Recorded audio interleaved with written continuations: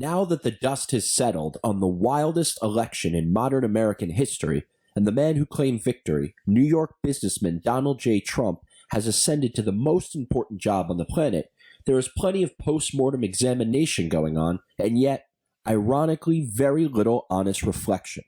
The out-of-touch, regressive leftist media, so haplessly encapsulated in their illusory bubble, drunk on self-rewarding vagaries and virtue signaling, are shocked to learn that a middle class, whose very lives have been under relentless economic and cultural assault for decades, have finally struck a decisive blow for their own self-interest. How shocking indeed.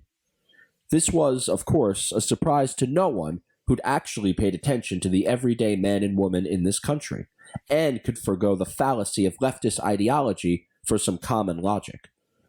7 out of 10 people in America felt the country was headed in the wrong direction.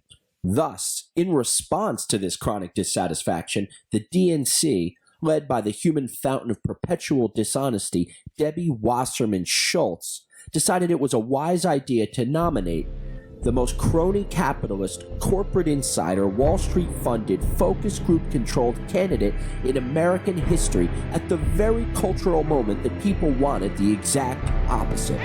Bravo, Debs. Back to the perm machine for you. But while Hillary's campaign was chock full of the sort of thyroid-eyed true believers, so easily indoctrinated into the social religion, whose cult-like belief that a genderless, cultureless, odorless future of permanent open borders, politically correct speech codes, participation medals, and faux geek corporate identities will form the backbone of a leftist utopia, there was one man who seemed to get exactly what was going on with the electorate. That man, former President Bill Clinton. For all his faults, Bill has always had an uncanny ability to read the political tea leaves, and his intuition regarding the 2016 presidential race was as prescient as always.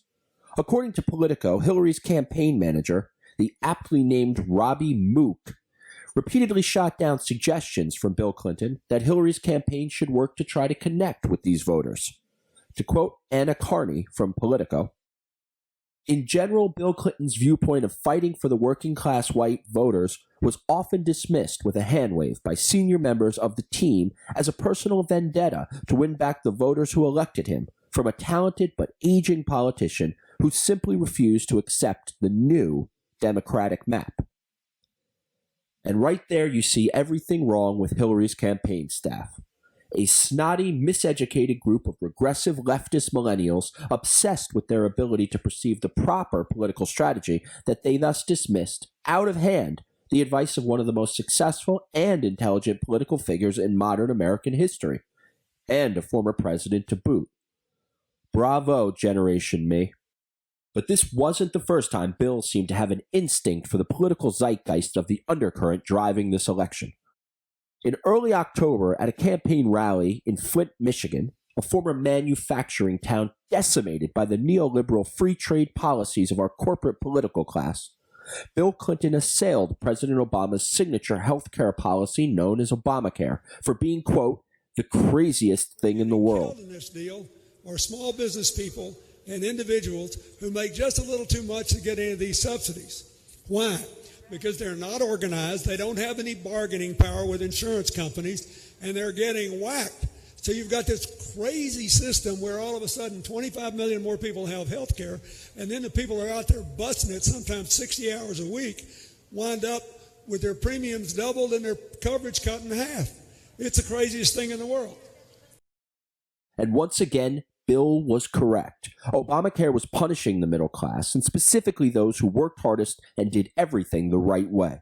But again, Obama didn't care about these people. He never really did. And Hillary? Well, she said it herself.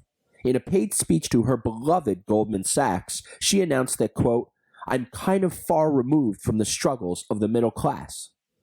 This rare bit of honesty, with a dash of humble brag, thus revealed her Achilles heel. But you'd think being aware of the problem that she'd at least work to fix it.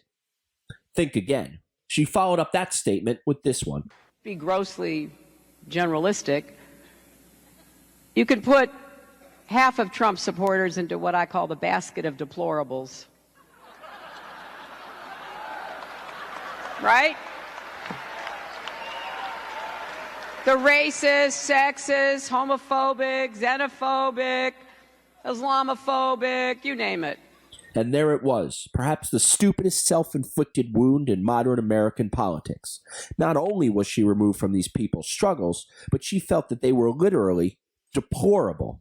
Think about that. According to Hillary, tens of millions of everyday American voters are deplorable. This level of open contempt is unprecedented in a presidential election, but this derision is par for the course for the social religionites. And yet, it didn't necessarily have to go this way for Hillary. I think the country hates all these wars. The establishment in both parties have been supporting those wars, including Hillary. The fact we don't have an immigration system that we enforce. Business doesn't want one because they want the cheap labor. Democrats want the jobs. I want the votes. Nobody's gotten it together. In terms of trade, the fact is a good part of the states we're looking at tonight, just drive through Michigan, drive through Wisconsin, and you'll see places that are hollowed out.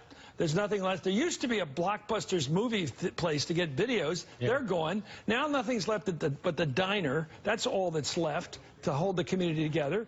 And Trump said, you know what? I think I can run against this stuff. And he put it together. And I think it was a legitimate campaign on those issues. As we've come to see through the myriad WikiLeaks release, Bill has been hammering the narrative of the suffering white middle class for some time.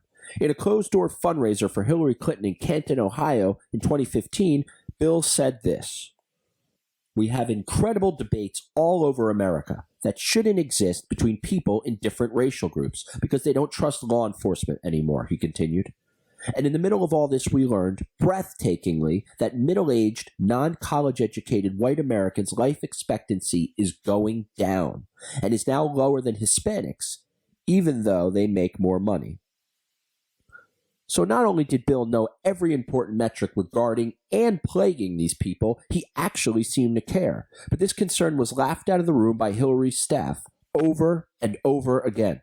And this brings us back to Hillary's campaign staff, captained by Robbie Mook, this cohort of supercilious hipsters so convinced of their rectitude that they tossed aside the insights of a literal president, decided that strategy, and in particular their narrow strategy, was more important than the declining quality of lives of the very people they are ostensibly supposed to protect.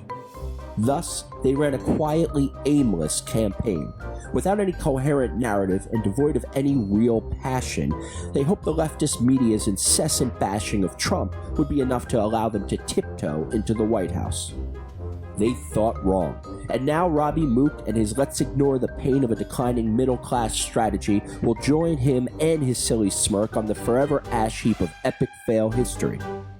Adios, amigo. Thanks for caring.